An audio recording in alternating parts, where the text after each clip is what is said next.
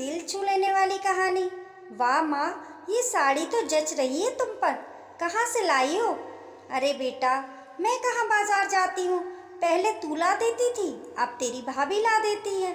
सच में बहुत अच्छी पसंद है उसकी। देख, तेरे लिए भी 2 साड़ी ला कर रखी है उसने। सच में हमारी किस्मत बहुत अच्छी है जो इतनी समझदार और सुघड़ बहू आई है। सारा घर संभाल लिया और मेरा भी कितना ध्यान रखती है। मामा करती सारा दिन आगे पीछे घूमती रहती है।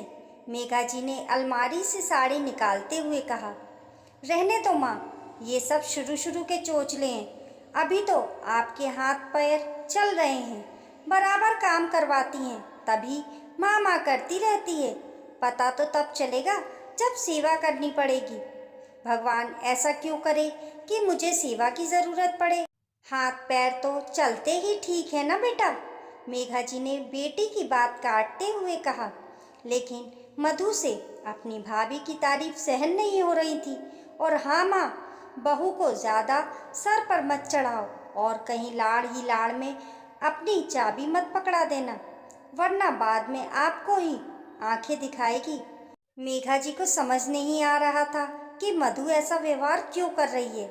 जब भी उसकी भाभी का जिक्र आता तो वह चिढ़ जाती।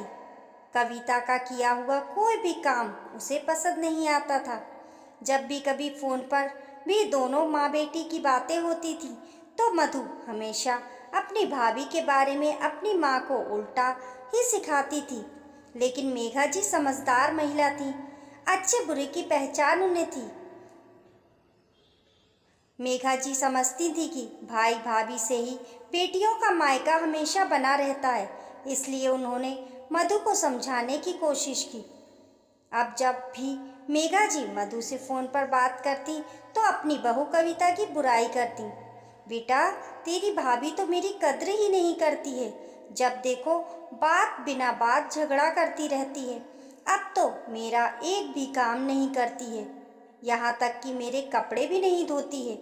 ये सुनकर मधु बोली, देखा ना माँ, मैं कहती थी ना कि भाभी सिर्फ अच्छा होने का दिखावा करती हैं। कुछ दिनों तक तो मधु को भी अच्छा लगता था अपनी भाभी की शिकायत सुनकर। लेकिन जब मेघा जी कहती कि तेरी भाभी मुझे समय पर खाना भी नहीं देती है, तो मधु को अपनी माँ के लिए बुरा लगता। एक दिन मधु बोली, माँ, आप भाई से क्यों नहीं कहती हो कि भाभी को समझाएं?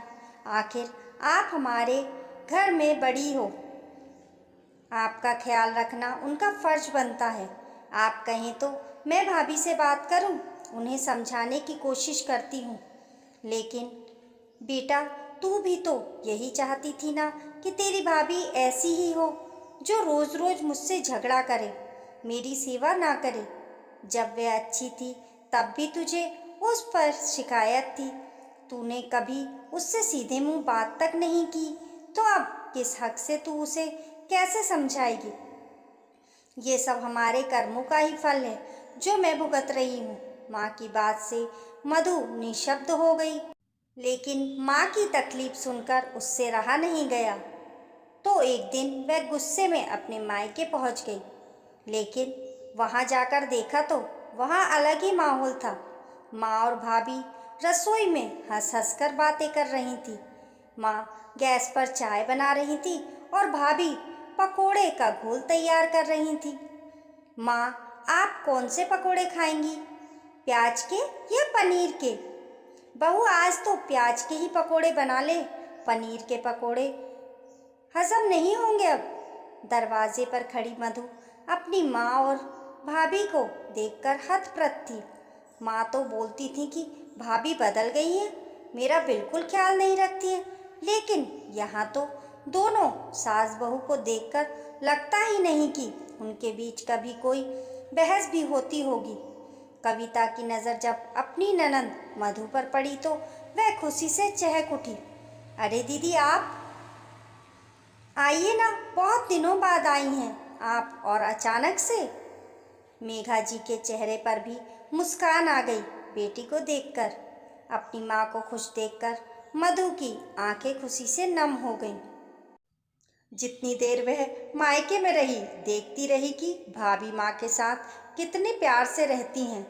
उसने कभी अपनी भाभी से सीधे मुंह बात नहीं की, फिर भी दीदी दीदी कहकर उसके आगे पीछे घूम रही हैं। अकेले में मेघा जी मधु से बोली, बेटा सच बता, तू यही चाहती थी ना कि तेरी भाभी मेरा ख्याल रखे? तो पहले तू अपनी भाभी से इतनी उखड़ी उखड़ी क्यों रहती थी? माँ, भाभी ने आते ही आपके जीवन में और इस घर में मेरी जगह ले ली थी। ये शायद मुझसे सहन नहीं हो पा रहा था, लेकिन अब मैं समझ गई हूँ कि भाभी अच्छी हो तो मेरी माँ और मायका दोनों हमेशा आबाद रहेगा। इस बार वापसी के समय पहली बार मधु अपनी भाभी कविता के गले से लगी। उसकी आंखों से दो बूंद आंसुओं की टपक गई और उसके साथ ही उसके मन का मेल भी बह गया। उसके मुंह से बस यही शब्द निकला, भाभी हमेशा ऐसी ही रहना।